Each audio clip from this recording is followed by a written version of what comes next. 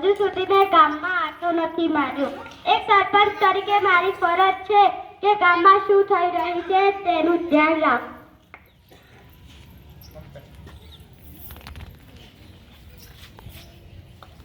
આ શું કરો છો તમે? કપડાં ધોઉં છું. હા, એ તો બરાબર છે, પણ આ પાણીની ડોલ ઉભરાઈને જાય છે તેનું શું? પાણીનો જેટલો જરૂર હોય તેટલો જ ઉપયોગ કરવો. જળ છે તો જીવન છે, માટે પાણીનો વિવેકથી ઉપયોગ કરવો. હા સરપંચજી, હવે તું પૂરતો જ પાણીનો ઉપયોગ કરીશ અને અન્યને પણ આ વાત સમજાવીશ.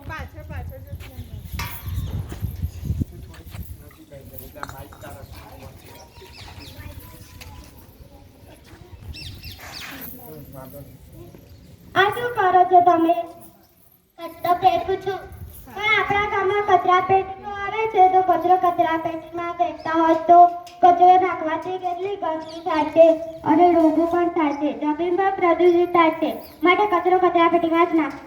હા સરપંચજી, હવે હું જેમ તેમ કચરો નહીં ફેંકું અને કચરો કચરા પેટીમાં જ નાખીશ અને અન્યને પણ આ વાત સમજાવીશ. કચરો નાખો, તમારો લીલો ને સૂકો કચરો નાખો. ગામવાળા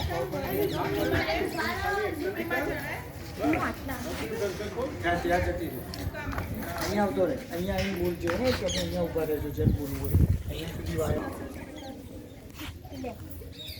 પ્રિયંકા, બેટા વાસણ ઘસે છે તું?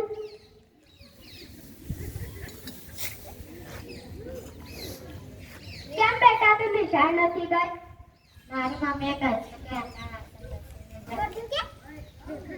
મારી મમ્મીએ કહે છે કે આટા વાસણ ઘસીને જાય. ક્યાં છે તારા મમ્મી પપ્પા? બોલા. મમ્મી પપ્પા સરપંચજી બોલાવે છે.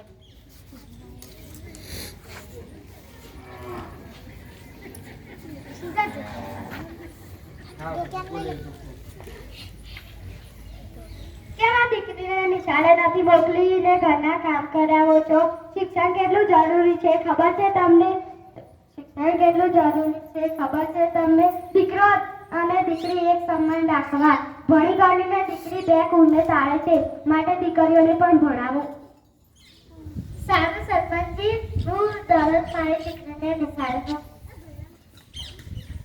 હા સરપંચજી, મારી દીકરીને ભણાવીને હોશિયાર બનાવી.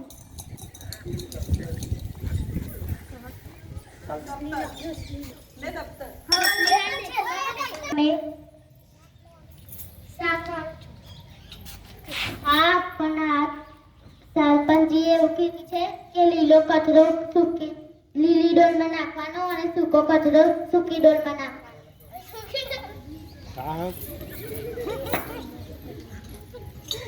હા બસ બેન, તમારી વાત તો સાચી.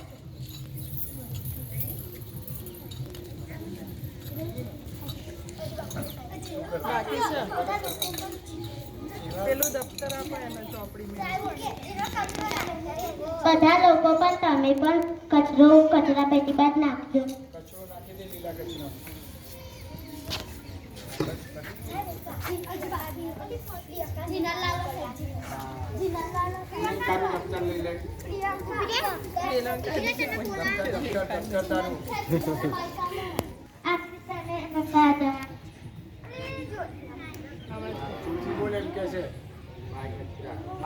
પાછી તારે નિશાળ જવાનું છે. પગે લાગો. કેવી રીતે જવાનું? મમ્મીને જય શ્રી કૃષ્ણ. આવજો.